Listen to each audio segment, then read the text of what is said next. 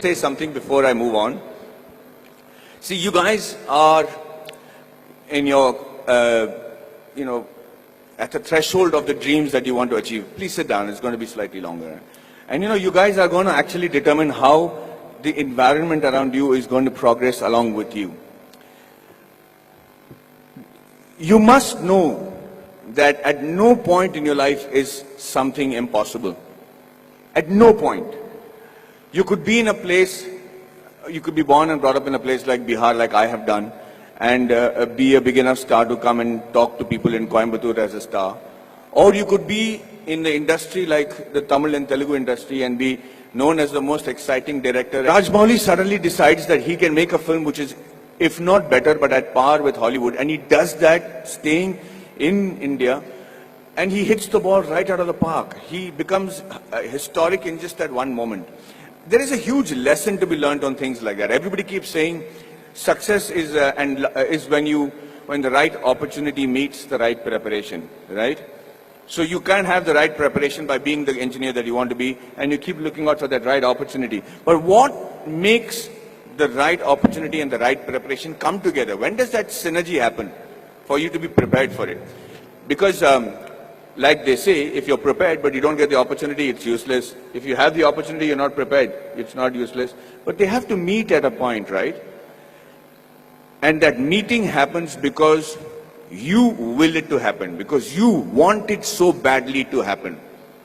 I could be walking down any street, I could be anybody, but why did that one director come and meet me and wanted me to act in that television serial?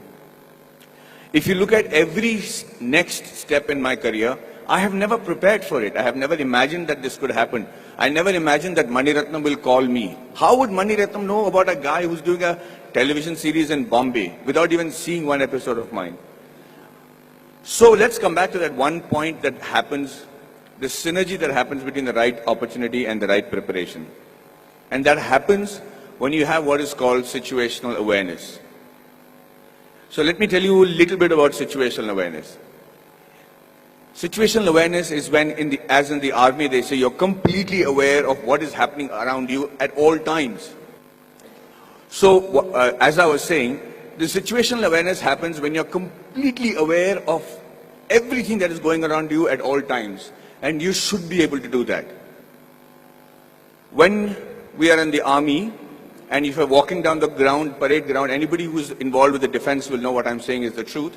And if there's an officer walking away from the other side of the ground, you have to stop and salute him and say, Ram Ram Sarji, or whatever is the call of the unit. If you don't, they'll give you a brick in your hand and you have to shave with that brick.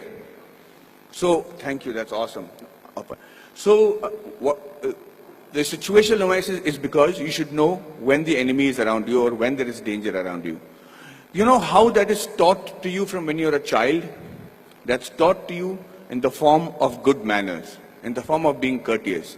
So when you say a good morning, or you're saying a good afternoon, or you're looking around and helping a teacher who's carrying a book and being aware that she needs help, or you're watching around and stepping over a drain and not tripping on yourself, you should know that you're fairly evolved in the art of situational awareness. That's why people insist on teaching children good manners. And anybody who has good manners, it's not just a desire, it's not the desire just to be considered to be a polite guy, but the ability to know when somebody needs to be wished, somebody needs help, somebody is in need of assistance, or somebody has to run away. And that's why you teach your child good manners. And I will tell you today, from the bottom of my heart, I might not be completely worthy of some of the opportunities that I got, but I grabbed it like hell. And I got those opportunities simply because I was a very well-mannered person. I was able to,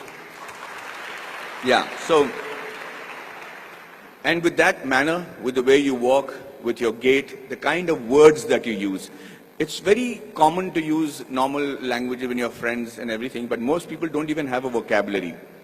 The reason I started those classes in Kolhapur was so that I had my friends who came to me and said, Maddie, we are very good engineers, buddy. We're really good at what we're doing. But the problem is I can't speak in English, I can't speak in Marathi. So when they come from Tatas and Kirloskars for campus selections, I'm not able to communicate to them.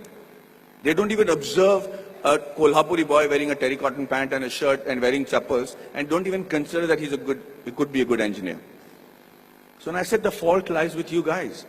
He says, you have to break the clutter. Nobody's going to come and say, hey, you know what, maybe you're a good engineer, let me give you a shot. You have to be noticed in that very first instant. And for two reasons. One is that either you should know what is a good profession for you. If you're not able to make an impression, then quickly change it. This is not the be-all and end-all.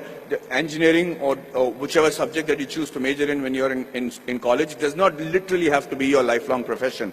But give it a shot. At least know if that is a profession that you really want to pursue and excel in, because that's the only way you'll survive, is if you excel in it. If you excel in it to such an extent that you think, sleep, dream, eat, breathe that particular job. And I do that with acting. And I'm telling you, I do not know what else. I would have been a really bad soldier because I think I'm a really good actor. I'm involved completely, 100% of the time. I'm doing research. If I have free time, I'm going to YouTube and finding out what is a different method of acting. I just do that with a passion.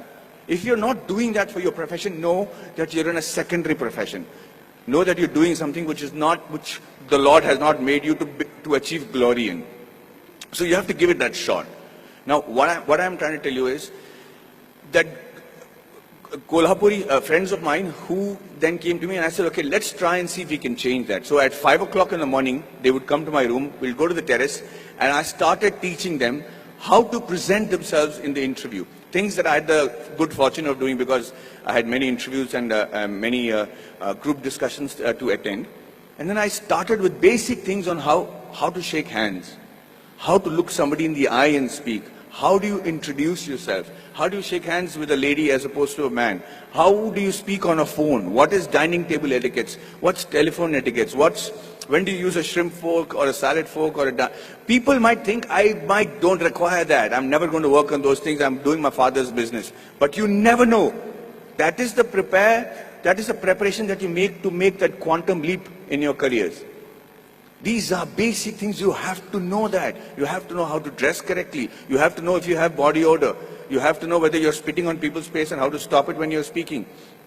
If you don't do these things, ladies and gentlemen, you will be in an average life, doing an average job and living an average life. Having said that, I'm not saying that is wrong. That could be your calling. My father is very happy living that sort of a life because they don't live in extremes. But if you have a passion and if you have a desire to be exceptional, if you have a desire to be seen apart from the crowd, then this is the bare minimum thing you should do. So when these guys went for the interview the next time in Kolhapur, I made it a point to call the Tatas and say, hey, you know what is wrong? Because I am from Jamshedpur, from the Tata Steel town. I knew the officers, I knew the senior gentlemen. I said, sir, these friends of mine are extraordinary engineers. The mere reason why you're not taking them is because they don't know how to present themselves in English. How long is it going to take for you to send somebody who knows Marathi in your panel so that they can actually judge and see if these guys are good enough for Tata Steel? Do you need good people who speak in English or do you need somebody who are good engineers? And he agreed. He actually sent people from Maharashtra, and for the first time in the history of Kolhapur, we had 5 guys getting into Tata Steel and Kirloskars. And I just wanted to say that I'm not taking credit for it. I just felt bad because it is just a small 3-day push that they required to achieve that. So when they were interviewed, they said 4 years of learning engineering one side, and those 3 days with Maddie, we became engineers and successful today because of those 3 days. And what I am teaching you is nothing extraordinary. It is simple stuff. It's the norms. It's the way of the world. So yes, we are all radicals here. I mean, you guys are very awesome students. You're sitting there quietly listening to me. We used to make a ruckus if somebody came to give a speech. But the idea is that you have to connect to the audiences that you're speaking to. Public speaking and group discussion skills can be taught in 15 minutes. I used to challenge my students there. I should say, I will hold each and every one of your attention for 15 minutes because I will say such relevant stuff that you will be forced to pay attention to me. And that's how you make an impression. That's how you break the clutter. That's how you get seen in this world, and that's how you can achieve glory for yourself and this wonderful nation.